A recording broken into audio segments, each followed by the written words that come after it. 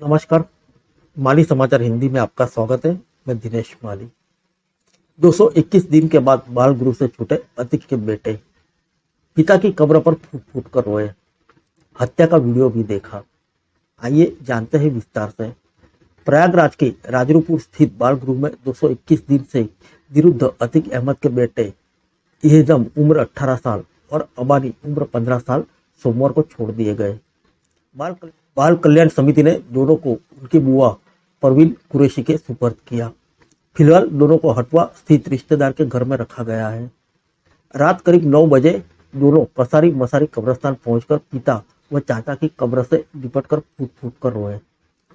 इस दौरान लोगों ने उन्हें अतिक और अशरफ की हत्या का वीडियो भी दिखाया। 24 फरवरी को उमेशपाल हत्याकांड के बाद 2 मार्च को अतिक के 5 में से 2 नाबालिग बेटे को बाल गृह में आवासित किया गया था। हालांकि इन्हें पुलिस कहां ले गई, इसे लेकर स्थिति स्पष्ट नहीं थी।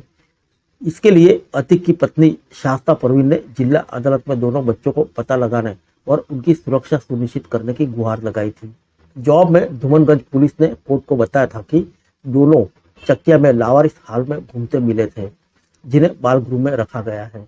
नाबालिग इहेजम 4 अक्टूबर को 18 साल का होते ही बालिग हो गया। इसी बीच इनकी रिहाई का प्रकरण सुप्रीम कोर्ट तक पहुंच गया। सुप्रीम कोर्ट ने रिपोर्ट मांगे जाने के बाद सोमवार को सुबह बाल कल्याण समिति की बैठक हुई, जिनमें दोनों को छोड़े जाने का निर्णय लिया गया। शाम करीब 5:30 बजे अतिक की दूसरी नंबर की बहन परवीन कुरैशी अपने अधिवक्ता और परिवार के 3 लोगों के साथ राजरूपपुर में 60 फीट रोड स्थित राजकीय बाल गृह पहुंची। करीब आधे घंटे में औपचारिकता पूरी होते ही दोनों को उनके सुपर्द कर दिए गए।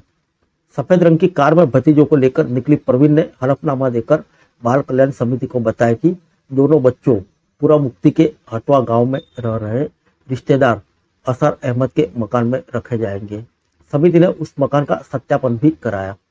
परवीन ने बच्चों के खान पान और सुरक्षा का पूरा ख्याल रखने की शपथ भी ली है।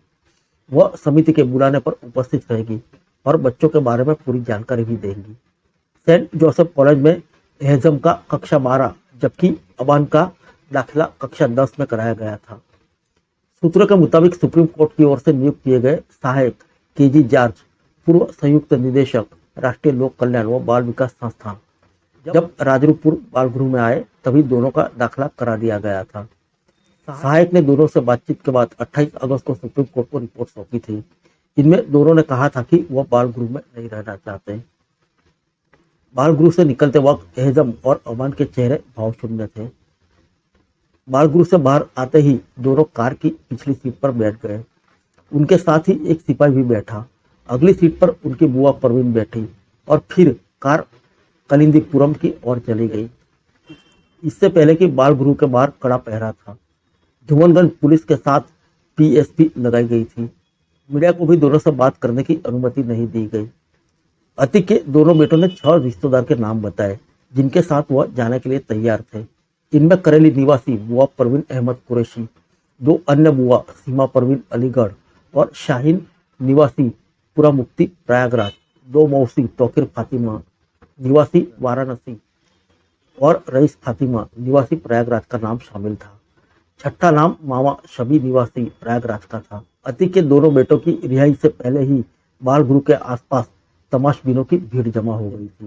पुलिसकर्मी उन्हें लाठी पटक कर खदेड़ते रहे। पुलिस की ओर से वीडियो रिकॉर्डिंग भी कराई जाती रही। सोमवार को बाल गृह से छोड़े गए अतिक के चौथे नंबर के बेटे एजाज की उमेशपाल हत्याकांड में भूमिका को लेकर अफसर कुछ बोलने को तैयार नहीं है। दरअसल अतिक के वकील रहे खान सौलत हनीफ ने अपने बयान में बताया कि अतिक अशरफ, शाइस्ता व अन्य लोग आईफोन पर जिन फेसटाइम ऐप आईडी के जरिए बात करते थे उसे एजम ने ही बनाया था। फिलहाल इस मामले में अधिकारी कुछ भी बोलने को तैयार नहीं है। अतिक के 5 बेटों में से 2 उमर और अली जेल में है, जबकि उमेशपाल हत्याकांड में शामिल तीसरे नंबर के बेटे असद को पुलिस मुठभेड़ में ढेर किया जा चुका है। फिर मिलेंगे अगले बुलेटिन में अन्य किसी खबर के साथ। तब तक के लिए इजाजत दीजिए। नमस्कार।